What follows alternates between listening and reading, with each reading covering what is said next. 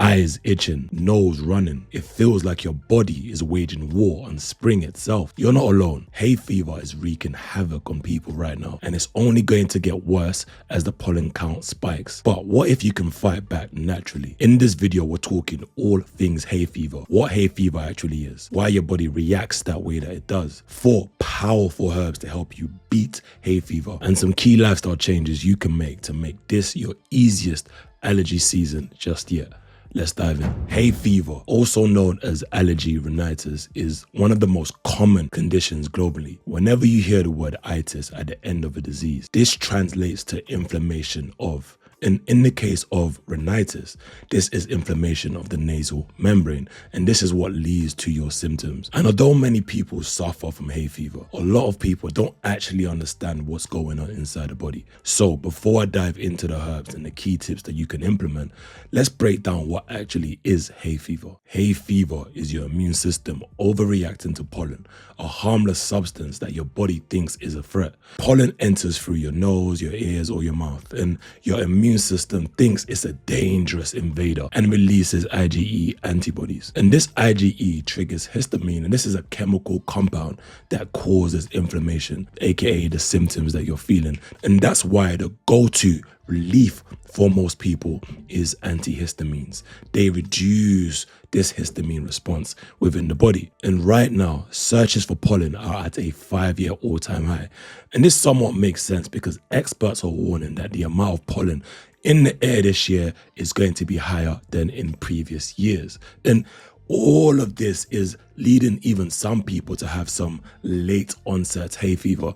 And this is where people get hay fever now for the first time in their whole life. And if any of that is beneficial so far, make sure you drop a like, make sure you drop a comment. Let's get this video going to the masses. All right, let's talk about lifestyle hacks you can use right now to reduce your hay fever symptoms. The first thing is to watch what you eat and don't eat. Foods rich in calcium, magnesium, and flavonoids can help you regulate histamine. Think foods like leafy greens, nuts, seeds, berries, and citrus fruits. But some foods actually contain histamine, and these can make your symptoms worse. Avoid or reduce things like aged cheese, chocolate, yogurt, soy sauce, vinegar, tomatoes, aubergine, cured meats, and canned fish. Also, food intolerances can make a difference. This is not quite allergies. Everybody responds differently to different food intolerances, and this can be quite unique. So if your hay fever symptoms are suddenly getting worse,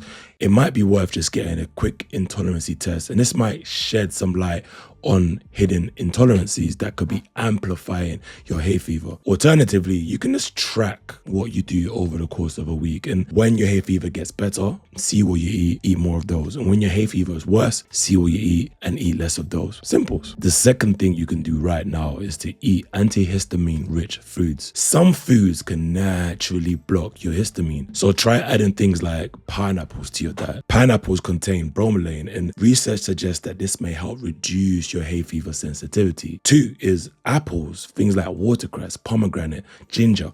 These are often cited in different studies to have an impact on managing inflammation and the body's histamine response. The third thing is managing stress. High stress equals inflammation, and inflammation means worse symptoms. Studies show that 70% of people with high stress report unbearable hay fever symptoms. So understand your relaxation techniques.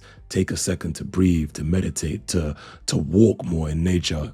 I know that's hard to do considering the pollen count, but if it has a positive impact on your stress, it might help. If you can't walk outdoors, then get yourself down to a gym, swim. Any sort of exercise will help, because point number 4 is exercise. People who exercise report having milder symptoms of hay fever. Exercise boosts the immune system, it improves your sleep, it helps you reduce stress, and all of these are key for allergy control. Now let's move on to key herbs you can use to reduce your hay fever symptoms. The first herb for hay fever symptoms is MSM. Okay, well, it's not a traditional herb, but MSM is a sulfur-containing compound that's found in plants, in animals, and even humans. It's widely used for its anti-inflammatory properties. And this is proven in multiple studies.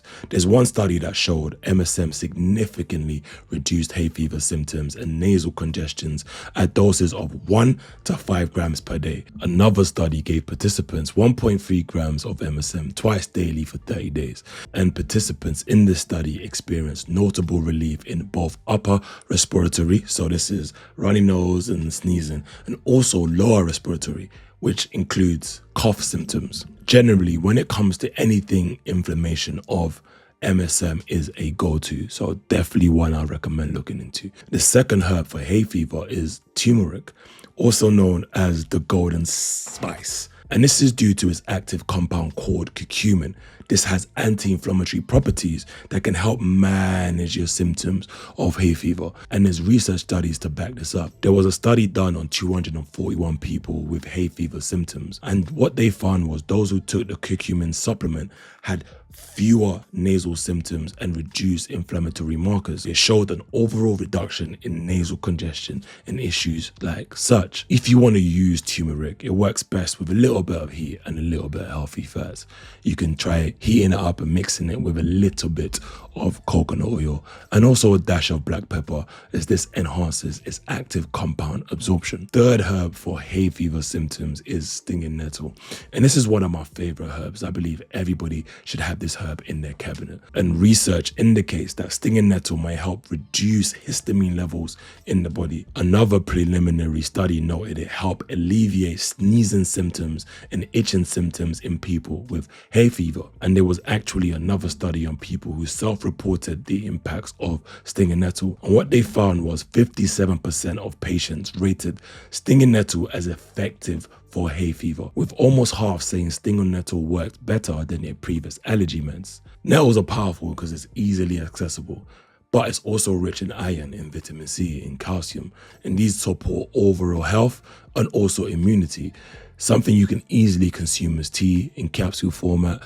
My preference is always tea, but you can also get it in powdered form for your smoothies too. The fourth herb that can aid hay fever is a herb called eyebright, and this is traditionally used in European folk medicine, mainly for eye-related issues, but it also helps with broader allergy symptoms. And it's said to work for hay fever because some of the flavonoids in eyebright may help inhibit mast cells, which are responsible for releasing histamine. Human trials on this for hay fever are limited, but on Reddit, you can see people talking about their experience, which I kind of see as like your boy telling you something or what the experience is, but you know, take it with a pinch of salt.